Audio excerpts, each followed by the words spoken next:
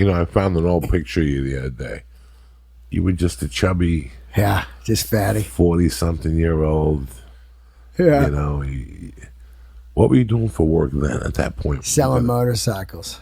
Right here up in the corner? Yeah, right at Van Nuys. Van Nuys Boulevard. And were you making a good living selling motorcycles? Big money. Really? Big money. Yeah. Because of your experience, or? Because I think I was the only guy there that liked motorcycles. So everybody else was just like employees, where that's where they worked and they were burnt out. So when people came in, they could tell I knew everything about the bikes. I loved the bikes. And they're big out here because you can weave in between traffic. And the weather's always great. And that too, yeah. So they'd come in and I knew everything about them. And other guys would be like, I remember guys would do this. They would be sitting on the couch like, oh, yeah, this guy never buys shit, dude. And they wouldn't get up. And then I would go up, hey, what's going on? And that day they would buy a bike and they'd go, what the fuck? You know, the guy's working there. I fucking talked to him for 2 years. He didn't buy shit. What kind of bikes were you selling? Harleys. Just straight up Harleys? Straight up Harleys. And that's a tough sale. Tough sale because it cost big money. And what happened was I was doing it, making good money.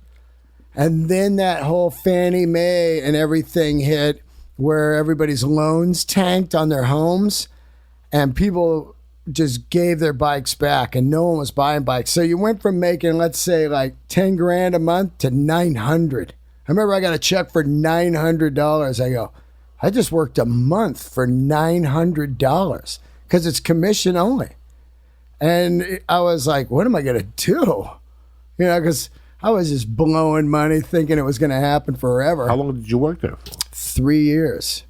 3 years. It's a nice gig when you're selling and you're making money. People have no idea how much fun it really is to sell something. The value, not like insurance because they can't see it. Right. That's a very hard sale. That sucks. Anything that you can't. But when you're selling something that you believe in, like I worked with this company when I first got divorced. I thought I was going to work with them forever. It was pretty basically an old school telemarketing scam. But I liked the product because it cut through the shit. I guess when you work in doctor's office, everybody has to be trained in that stuff. I forget what it comes to mind. There's a guideline that you have to work on. There's a name for it, CISO or something like that. I forget what the fuck it is. And I would call these doctors. They paid me $15 an hour and $35 every time they kept the thing. And I would work 30 hours and walk out of there with I can't tell you how much a week. Yeah. It lasted for like 7 months, and then they said they had to move to Denver. They were moving to like the other side of Denver, and I'm like, I can't. Yeah. I can tell you I'm going to do it. I'll do it 3 times. I'll get coked up one night. And this was perfect. There was times I would get coked up till 5 and still be there at 9. Yeah. And what's that fucking guy? I forget what it is. Not CISO, but OSHA? OSHA. Oh, OSHA. It would make every doctor's office OSHA regulated. Yeah. So I believed in it. So I would call these doctors. It's tough to get a doctor on the phone. Oh, yeah. And say, listen, get it, look at it. The scam was that they didn't send it back in 30 days. Then they had to pay the $249 or whatever it was. Yep. You know how many doctors sent shit back, and it really did qualify you. So when OSHA came in, you were up to standards and all that shit. You know, when I sold cars, it's funny. The other day I was thinking about, my wife and I were talking about how quick it is nowadays to get, what's that word, like Kevin Spacey, you know, to get Louis C.K. Oh. I don't know what the word is, to get accused? Like, no, like just one day you're this big thing in today's society. Well, just erased. The next day you're erased, you know? And I was telling my wife, it's kind of like when you go to prison and your name comes out in the paper. You getting arrested is one thing. Like when you get arrested and you get arrested for a pound of weed, but when you get arrested and your neighbors see the cops coming to your house, and then your name comes out in the paper on like page 2, no, even the fucking mailman will drop the mail off weird to you. But you don't know that till it happens. Like when I came out on bail, people's behavior towards me was fucking horrendous. And it makes you, it makes you feel really bad.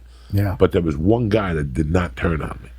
There was one guy that was like, fuck it. So what? You kidnapped somebody. Good for you. You fucked up, You fucked up. His name was Jim Wheeler, and his kids own a motorcycle shop now in, like, North Dakota. He was originally from Detroit, but he was a big Bruce Lee guy, and I never forgot that guy. Like, I never forgot Jim. And his son listened to the podcast one day and hit me up on Facebook and said, when you said his name, it blew our mind. And he was one of the only guys that, like, he was getting married like 2 weeks later, and he's like, "You coming to the wedding?" And people coming up to me at the wedding just looking at me and turning their heads like it was that fast. Yeah, yeah.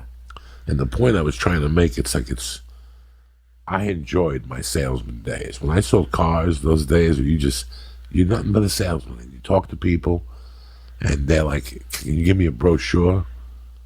And and you have to, it's an art to take somebody who's looking for a brochure and go, "You're here already. Yeah. Why look at a brochure? Let's take it for a drive." And you learn how to control a person by not controlling them. Like, you learn how to cut words out of your, then you go to seminars and you learn that if you're having a conversation with somebody and you turn your back on somebody and start walking, 7 out of 10 times they'll follow you.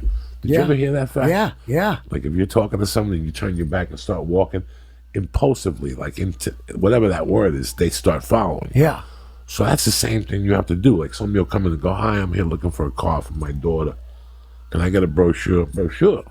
You got to learn how to say that. Yeah. Like, without being like, there's guys that are salesmen that are just dicks. Oh, yeah. They're just dicks. I worked with this one guy. He was just... They're just dicks. Then they bitch all day how they don't sell. I got no money. I got no money. This guy's taking all my customers. It's always that one. Taking my customers. Oh. You know how you never forget those things in your life? I know. Like, that you did that were just right.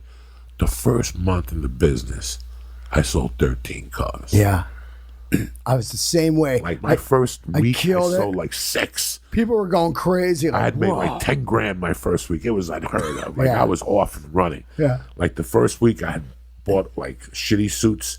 Like, I went to this men's warehouse and bought like $500 worth of clothes. My mother-in-law lent me her credit card, and I had to pay her back $50 a week for 10 weeks. We're going in like fucking Marines, you understand me? Welcome to church, motherfucker.